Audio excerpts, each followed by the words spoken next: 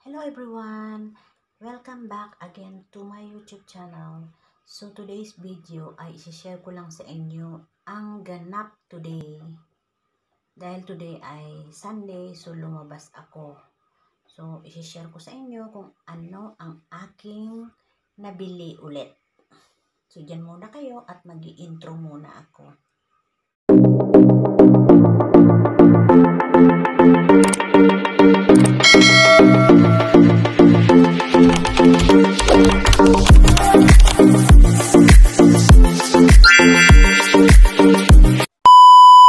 Hello everyone! Welcome back nga sa aking munting bahay. Medyo magtagalog tayo kasi may tao sa kusina. So, isi-share ko lang sa inyo ang ganap today. Today ay November 6 at linggo. So, lumabas ako kanina at dahil day off ko nga. So, bumili ako ng something ulit dahil ako ay uuwi sa December. So, i-share ko lang sa inyo ang aking nabili at ito ang price ng aking, i-share ko lang sa inyo yung price ba, yung price para alam nyo rin kung magkano at ipapakita ko rin kung ano ang laman ng aking bayong na naman. Ayan o, yung bayong-bayong ko. Ang dami ko kasing kalay-kalay pag nagdi-day off. Andyan yung meron akong dalang payong, meron akong dalang basta kung ano-ano lang laman ng bag ko. Kasi mas maganda na yung yung laging handa, Girl Scout. At ayan, pinupuyod ko ang aking buhok kasi ayaw ng madam ko na nakikitang mahaba ang aking hair. So pag nasa labas ako, ang aking buhok hindi ko pinapakitang ganyang kahaba dahil pinag-iinitan niya yan, pinag-anuhan niya na papagupitan na. So ayaw ko naman, ayaw kong ipagupit. Gusto niya pa namang pagupitan yung 7 ba, ganyan. Gusto niya yung 7 or mas masaya pa yon kung ipakalbo ko yung buhok ko. Oo. Siguro, ang tawa nun hanggang dito. Kung makikita niyang kalbo ako. Kasi dati, nung bago pa ako dito, ay sunod-sunuran ako sa kanya. Pag sinabi niya, magpagupit ng buhok 7. 7 naman talaga, as in 7 ang buhok ko talaga noon. So ngayon, tinatali ko na lang ang buhok ko. Hindi ko pinapakita sa kanya na ganito na kahaba ang hair ko. 2 years na yan na hindi ko pinapagupitan. So, every time na lalabas ako ng room ko, nakapuyod yan. So, ayun na nga everyone, mga kawaiti, mga friends, i-share ko sa inyo ang aking binili today. Ayan. Sumakit ang aking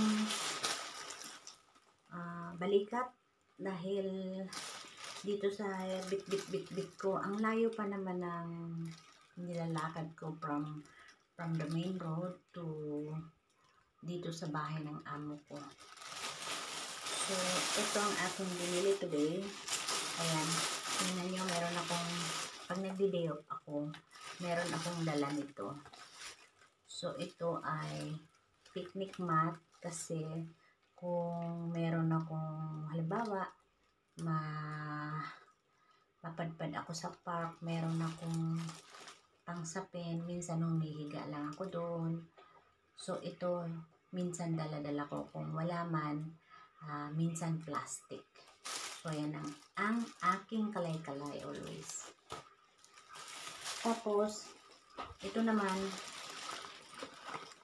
yan, pinabili ni Yuli yan. Ayan, ano to? Ayan o, Cetra. Pangmukha niya. Pangmukha.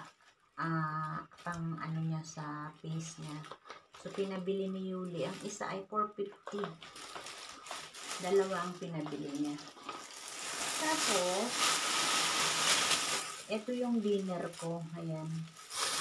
Hindi pa ako kumakain. So, ito yung dinner ko na tinake away ko na lang.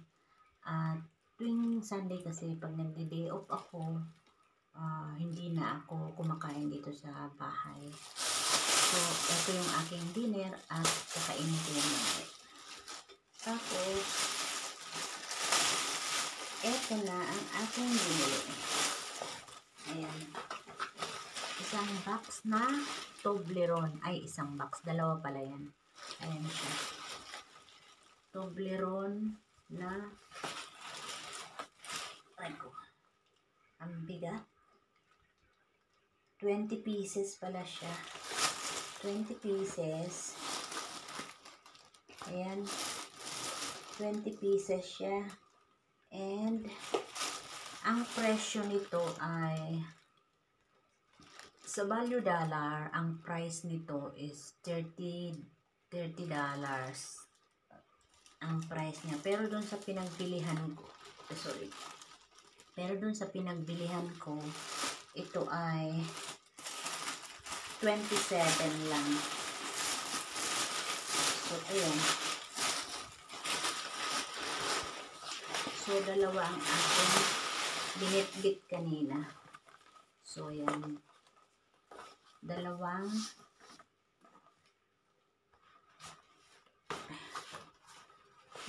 box ng Toblerone. Ayan. Ang aking binili for today. So, ang price nito is $27. Pero pag sa iba, $30 ito. So, nakita ko yung shop na yon at medyo mura. Nakamura ako ng $3. So, bumili na ako ng dalawa. So, ayan. Dahil uuwi ako, syempre, pasalubong, chocolate. So, bumili na ako ng dalawa. Then, sa next Sunday uli, baka sa next Sunday ay magdadala ako ng luggage. Kasi masakit sa balikat. Magkalay-kalay. So, ayan ang aking biniling pasalubong for today. Pasalubong pag umuwi ako. So, ito ay peso na contain 20 pieces. 20 pieces siya at ito. Ay, 20 pieces per box.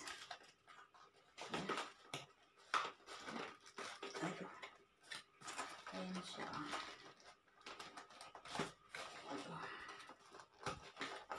Ayaw magpakuha ba? Ayan. So, ayan siya. Ganito. 100 gram per isa. Kada isa ay 100 gram. So, ayan ay ating ipapasalubong sa Pilipinas pag ako'y umuwi sa December. So, ayan na ang ating dalawang box na chocolate. Toblerone. And then, dito naman, ito yung aking bag. At meron pa akong snack na hindi ko nakain. Ayan, nuts. Siguro dadalhin ko na lang din ito. Mga nuts ito. So, alam nyo ba guys, may ipapakita ako sa inyo. May baon-baon pa akong katol. Bakit ako may baon na katol? Kasi sometimes nag-i-stay ako sa park. Yes, sa park lang. Kasi ayaw ko naman yung lakad lang ako ng lakad. Sometimes nakakapagod. Kasi minsan may bisita dito ng Saturday night. So, nakakapagod. And then, kinaumagahan, magde-day off ako. So, sometimes nag-i-stay lang ako sa park. Kaya meron ako nito. At meron din akong katol. Yes, may katol akong dala-dala. Meron din naman akong pang-spray. Yung spray ba na tawag dito? Yung para sa lamok. Meron din tayo niyan. Ayan.